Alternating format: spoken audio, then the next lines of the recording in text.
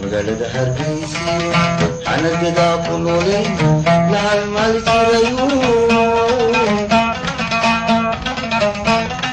halkii laygu dhalay wayaan ku abuuriyo magaalada hargeysa xanagada ku noolay laal maal jirayo aadaniga dardaarna anidin hormariye aragtiyo korkiiba amashii ku baxayo eekadii halgeliso alaaleenka labada aniga magacaygu waa cismaan diiriye kulane naynaastaydan carabay baa la yidhaahdaa 1957 baa waxaan ku dhashay yamayska gaalkacyo meel dhinaceeda ah intii ka dambeysay arladan wareegayay dugsiga isagoo hoose waxaan ka baxay dugsiga ummadda ee gaalkacyo dugsiga dhexe maxamuud xarbi oo muqdisho aan ka baxay dugsiga sare anigoon ka bixin oo dhigta ayaan wadanka ka baxay kadib markii noloshii inta xogaa igu adkaatay aan noqday abwaan galay shaqo kooxdii heegan ka mid noqday sarkaal xigeen la igu qaatay ana ayaan shaqaynayay muddo 5 sano caan noqday oo dalkii oo caan ka noqday kadibna problemyo igu yimid xagga dawladda iga yimid iyo bareesharo awgood baan dalka uga baxsado Kenya galay sababtaan u fakaday waxay ahayd cadaalad darro iga soo gaartay inaan aniga wixii aan la weydiin in aniga la daba galo qof shacab oo la daba galayo ninka sida caanka u ah oo wadanka u shaqaynayay oo aan waxba la weydiin horta February 12 baan wadanka baxay anigu waxaan galay Kenya 20 cisho meelahaas xabsiga iyo eeriyada ku jiray meeshaas kala leegeeyay diyaarad baa la iga saaray markaan 20 cisho ayana joogay dirnaba igu dajay dirnaba xereel iyo boolis ma sadan yahay habeenkii lagu rogay habeenkaas waa joognay minow aniga iyo ninkaas Axmed Cabdi Barqadle kabsay daan baa laga oran jiray Soomaaliya ama garatay annagu Barqadle aanu bixinna oo reer Booramo ahaa labada yaadaas halka galay dirnaba baan tagnay ololihii baan bilaabay marka dad qoristii dhalinyarada soo qoray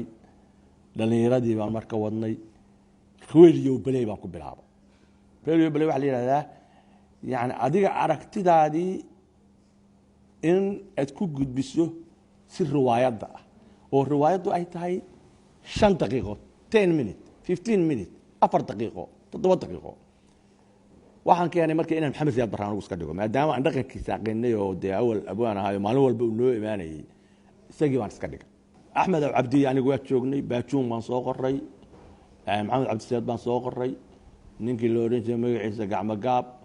ninkii loo oran jiray Saafi Cabdi Xaashi iyo Arbow kadib bay noo yimaadeen Djibouti waan ka keenay Djibouti waa la ii diray oo iyagoo kooxo joogay Djibouti waa la ka soo kacay qodobka marka walaalay anigu waxaan ahaa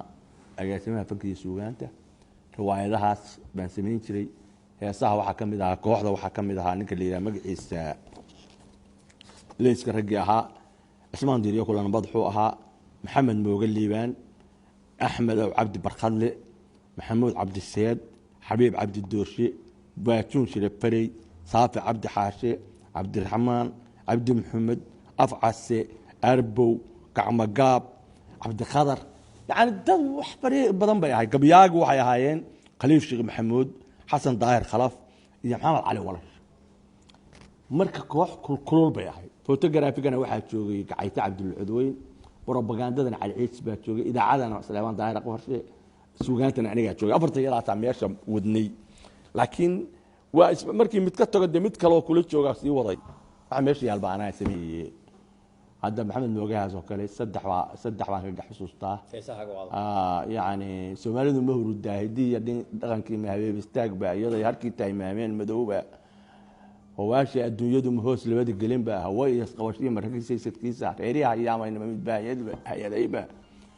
waxaan u halgamayaa ma dalkayga hooya mudushana maharadii loo soo wada hilooba mid noocaasa bay ahayd midna waxay ahayd tolaahi reer Hargeysa halka iga jirtaan bay dhaxantu iga haysaa oo wuxuu yiri macnaha annagu mar boqol aan kicinaynay ma fahamto horta dagaal baan ku jiraa ma ogtahay waxa kamid ah halgeeyo ku aaminay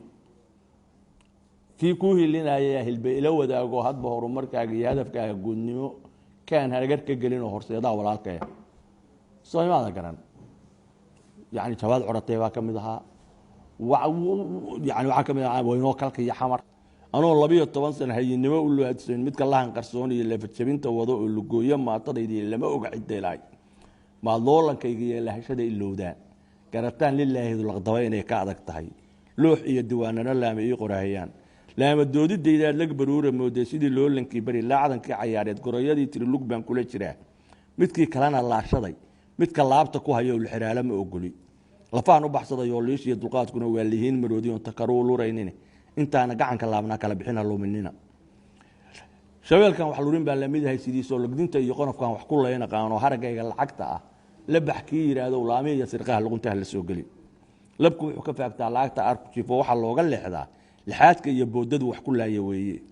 waa libaxnin gana iyo kan liibaanay kala oge laama doodidayda hadda la xawsi moodeen laalu reebidaydii inaan liita moodeen leegleegsigeegana libinta isku siiseen marka laaca aragteen hadda loolan damacdeen nin lumbaday badweyn oo laacib ku adawaash iyo waxaan ay lulumadii leekeed quraanyaha kullu min raacdada xigmadu waxa weeye yani arintan lixi baa loo leemeysay lamaanaha midkee helin bay ku jirtay riwaayad seeriyo balay la yiraahdo shamsada yaday xakeesho ceed dheeriya wiil shabaab ay odayga ku sharaxaya shacda kii dagaayo dusha kii ka shufo midkii kale shibugo yiro ka sheekeeyaa badin timaha shaambal lagu dhaqay lagu shubay saliidii shallayntooda yaa mudan waa damac xumo weeye damac xumo la yiraahdaa Soomaalida moogta damac ama laba rabo waxa la rabaa inaad ogtahay walaalka waxaad ka hayso iyo wuxuu ku qabo inuu ka goosanayna waa inaad ogtahay maanta hadduu ka goosan karin aad ba maxsad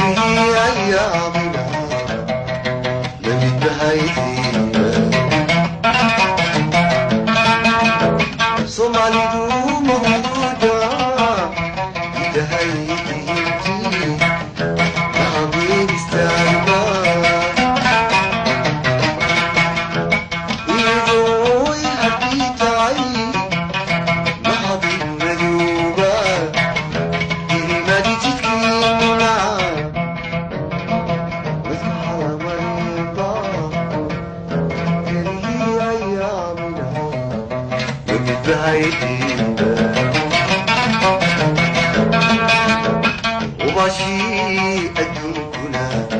ومسلمة